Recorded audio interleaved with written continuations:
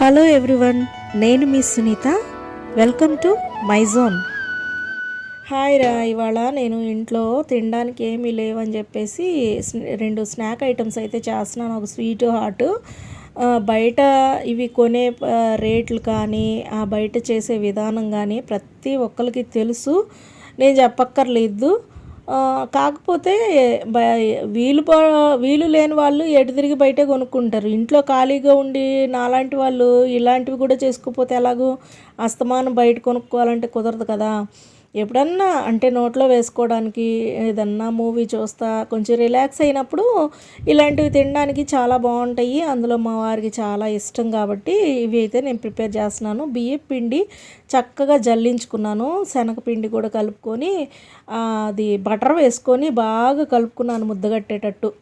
దీనిలో శనగపప్పు, కారం, ఉప్పు, పసుపు అన్నీ వేసి మిక్సీ చేసి ఆ పొడి జల్లించి కలుపుకున్నాను అనమాట. చాలా బాగా మెత్తగా కలుపుకుంటే అవి గొట్టాల్లోకి ఈజీగా దిగిపోతుంది కదా పిండి.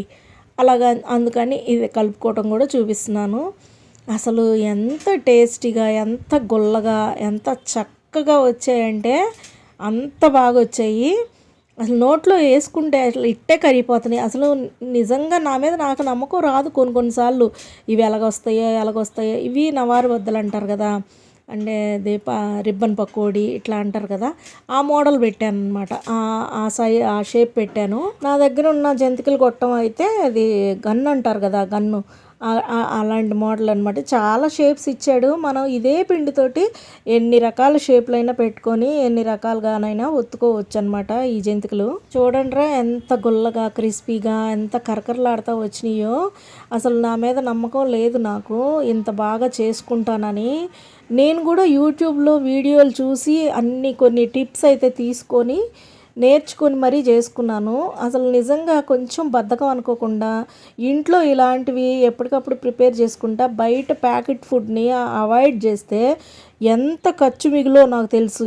ఇక రిబ్బన్ పకోడీ అంతా ఒక బాక్స్లో వేసేసి కింద బటర్ పేపర్ వేసి ఎక్సెస్ ఆయిల్ ఏమన్నా ఉంటే లాగేస్తుందని ప్యాక్ చేసి పక్కన పెట్టి, ఇంకొక పక్క ఏంటంటే గోధుమ పిండి తీసుకున్నాను. గోధుమ పిండితోటి బెల్లం గవ్వలు అయితే చేసుకుంటున్నాను. షుగర్ వద్దులే, ఎందుకంటే షుగర్ చాలా వరకు అవాయిడ్ చేసుకోవటం చాలా మంచిది. కొంచెం హెల్త్ అప్డేట్ అయ్యాను కదా నేను కూడా, అందుకని చెప్పేసి. అసలు ఈ వీడియో ఎడిటింగ్ చేసేటప్పుడు చూసుకుంటేనే ఎంత ముచ్చటగా అనిపించిందో, నేను ఇంత బాగా చేయగలిగాను అని చెప్పి. మీకు ఎలాగ అనిపించింది ఈ వీడియో చూస్తుంటే? ఈ బెల్లం గవ్వల రెసిపీ యూట్యూబ్లో కోకొల్లలు ఉన్నాయిరా. ఇట్లాంటివి ఇంట్లో చేసుకోవడానికి ప్రిఫర్ చేయండి దయచేసి. మీ ఫ్యామిలీస్ ఎవరైనా ప్యాక్డ్ ఫుడ్ కొంతలో కొంత అవాయిడ్ చేయడం నేర్చుకోవడం మొదలు పెట్టండి. ఇంకో పక్క నేను బెల్లం పాకం పట్టుకొని ఈ గవ్వల్లో అయితే కలిపేసుకుంటున్నాను. నులివెచ్చగా ఉన్నప్పుడే కొంచెం కలిపేసేసుకుంటే తర్వాత ఈజీగా విడిలిపోతాయి. ఇవి కూడా సూపర్ అంటే సూపర్ టేస్ట్గా వచ్చింది. మా వీడియోస్ చూస్తుంటే మీకు ఎలాగ అనిపించింది? మోటివేషన్గా ఉన్నాయా? ఎంటర్టైన్మెంట్ అవుతుందా? మా కంటెంట్ మీకు నచ్చిందా అనుకుంటే ఛానల్ ఒకసారి విజిట్ చేసి సబ్స్క్రైబ్ చేసుకోండిరా. కామెంట్ చేయండి, లైక్ చేయండి, షేర్ చేయండి, గంట ప్రెస్ చేయండి. తద్వారా నేను పెట్టే ప్రతి వీడియో నోటిఫికేషన్ మీ వరకు వస్తుంది. ఒకవేళ మీకు కామెంట్ చేసే ఓపిక లేకపోతే చిన్న హార్ట్ సింబల్ ఇవ్వండి. Thank you.